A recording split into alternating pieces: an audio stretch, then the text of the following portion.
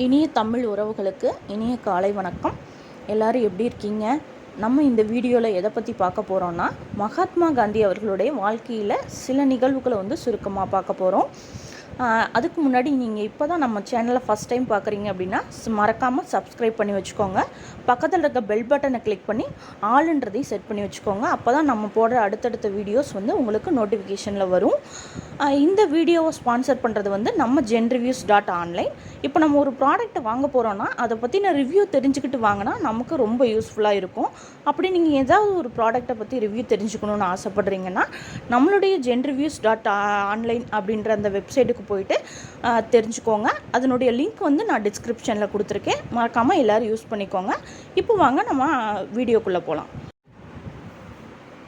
Mahatma Gandhi 1869 October 2 குஜராத்தில் போர்பந்தர் அப்படின்ற நகரில் பிறந்தார்.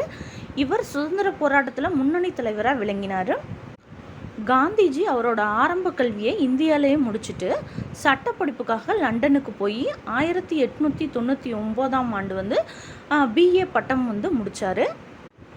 அதன் பிறகு லண்டன்லேயே சிறிது காலம் வழக்கறிஞராக பணியாற்றிட்டு வந்தார்.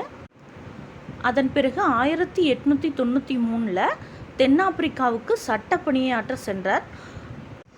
அப்போ அவர் அங்கே இருக்கும்போது அங்கே வாழ்ந்துட்டு இருந்த இந்திய மக்கள் மற்றும் கருப்பின மக்களுடைய வாழ்க்கையில் நடைபெற்ற சிக்கல்களை எல்லாம் அனுபவித்து உணர்ந்தார். அவர்களுக்கு ஏற்பட்ட கொடுமைக்காக எதிர்த்து குரல் கொடுக்க ஆரம்பித்தார். அப்படி தான் அவருடைய போராட்டம் ஆரம்பிச்சது. 1920 1922 வரை சுதந்திரத்திற்காக பொது விடுதலை இயக்கம் நடத்தினார். 1930 உப்பு சட்டத்தை எதிர்த்து உப்பு பேரணியும் நடத்தினார், உப்பு சத்தியாகிரகத்தை. 1942 குயிட் இந்தியா இயக்கம், அதாவது இந்தியாவை விட்டு வெளியேறுங்கள் அப்படின்னு பிரிட்டிஷ் ஆட்சியாளர்களை அறிவுறுத்தினார். இறுதி வரையுமே அவர் அகிம்சை முறையிலேயே போராடி சுதந்திரத்தை பெற்று தந்தவரில் மிக முக்கிய தலைவராக நம்மளுடைய காந்தி அவர்கள் விளங்குகிறார். அவர்களுடைய மரணம் அப்படின்னு பார்த்திங்கன்னா 1948 ஜனவரி 30 நாதுராம் கோட்சா அப்படின்றவரால் சுட்டு காந்தி கொல்லப்பட்டார்.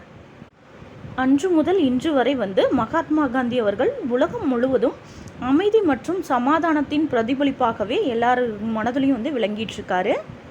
சுதந்திரம் பெற்ற இவ்வளவு ஆண்டுகளுக்கு பிறகும் அவருடைய பிறந்த நாளை அக்டோபர் 2 காந்தி ஜெயந்தி அப்படின்னு சொல்லி நம்ம அனைவரும் கொண்டாடிட்டு இருக்கோம். அனைவருக்கும் இனிய காந்தி ஜெயந்தி நல்வாழ்த்துக்கள். This video sponsored by genreviews.online.